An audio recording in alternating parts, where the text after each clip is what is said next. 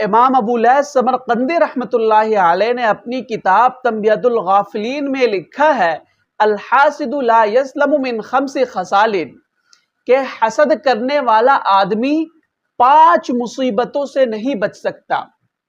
حسد کرنے والا 5 مصیبتوں میں کبھی نہ کبھی ضرور گرفتار ہو جاتا ہے، 5 مصیبتوں کا حقدار بن جاتا ہے۔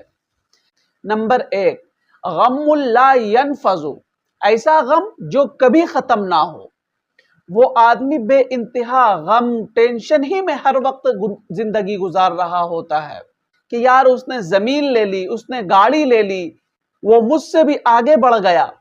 اب حسد کرنے والا غم ہی میں ہے، اگر کوئی اس کے سامنے اس کی تعریف کر رہا ہے تو وہ جل رہا ہے، اگر وہ اچھی کامیابی کے مقام پر جا رہا ہے تو اسے دیکھ کر جل رہا ہے۔